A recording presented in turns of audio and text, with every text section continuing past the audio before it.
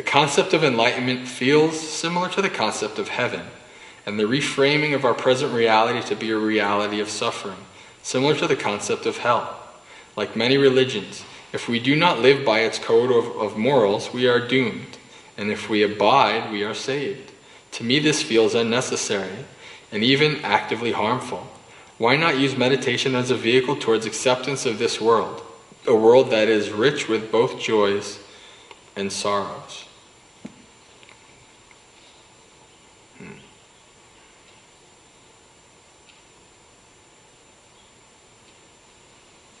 Well, as somebody who was raised Catholic, I can talk a little bit about heaven. Heaven is supposedly this, experience, this existence with God and the angels and everybody everybody who you've lost and all of these kind of things. It's this eternal place of eternal bliss and all this kind of stuff. Awakening is not that. It's hard. We can't explain. Even I think Samanera Panyaratana said this yesterday, talking about awakening. It's not something that you can explain, but it's not existence nor non-existence. Right? There's nothing. It's beyond. Heaven is something that we are able to think about because it kind of matches in ways like our understanding of this world, right? Heaven, instead of having to deal with suffering, heaven, there's no suffering, right? So instead of having to deal with this, heaven, we deal with this. An awakening, there's no, you can't compare it because it's just what they call ineffable. It's unexplainable. And it's outside the boundaries of concepts, right? So I don't know if you could even compare the two in that regard. In terms of like suffering and heaven and hell and all that kind of stuff, again, in Buddhism, all that stuff exists. It's true, it exists. There is suttas where the Buddha is basically saying, if you do this, this is your result. If you do that, this is your result.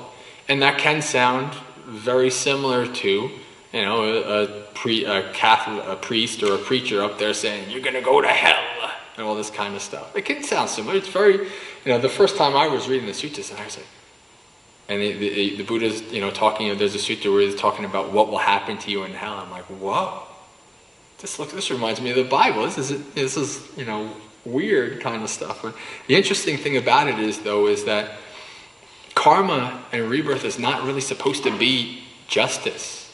People think about like, they'll get theirs in the end, karma will get them. It's not. Karma is not some kind of mystical cosmic justice. Karma is simply cause and effect. Karma is, if you do this, this is the fruit, this is what will happen. It's just that. There's no cosmic God or something that's like they're going to hell, or I'm going to judge them and send them here, send them there. There's none of that. It's just, this is, and I guess that kind of fits in, talking about hell being like the, this existence now and all this kind of stuff. There are kind of people who take the different realms and kind of view them as mind-made things. Like hell is, you create your own hell, you create your own heaven and all that kind of stuff. In a way you do.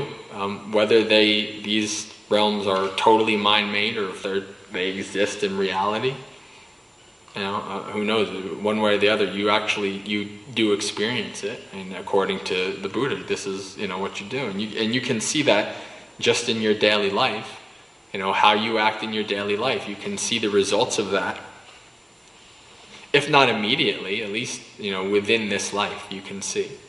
I in my job, working with Child Protective Services, and I worked with lots of people who had lots of stuff in their past, lots of stuff, all criminal and this and that, and sometimes I was working with people, and you can tell. When you work with people enough, you really can tell if they really want to change or if they're changing because you're involved and they have to, kind of thing. And there's some people who you have so much empathy for them because they want to change. They're really trying to make their life better. But every time, like they're trying to make their life better, they got their license back. But then they're driving and then they got pulled over because they had a warrant they forgot from years ago, and then they're in jail again. And then the cycle just goes and goes like, and seeing that firsthand, that made me realize like, wow, like your effect, what you do in life really does have an effect. And so, going across lifetime to lifetime is just an extrapolation of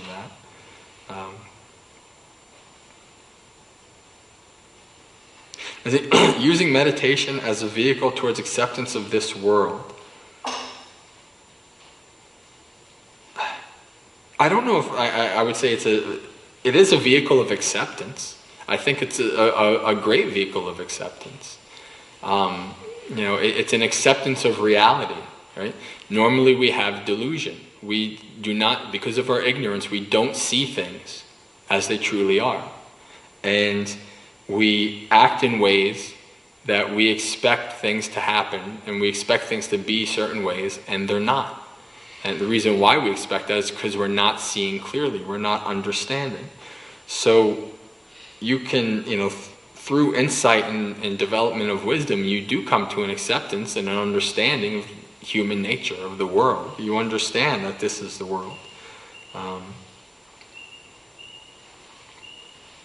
Now, I wouldn't say that a world that is rich in joys and sorrows, I wouldn't say that you, in this practice, developing this path, there's like, yes, this is, a nice world. Yeah, there's things that are bad, but there's also things that are good. You see deeper than that. That's, when you start to see deeper than that, that's when the enchantment of the world, so I don't know if it was Bhante Sila or Samanera Panyaratana that talked about dropping the world's bait. Right? When the enchantment for the world is just not there anymore, when you see deeper, when you see beyond the surface, then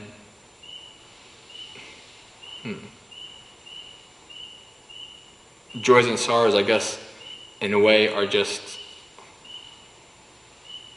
the same thing, if I'm saying it correctly. I don't know if nothing to be attached to, really.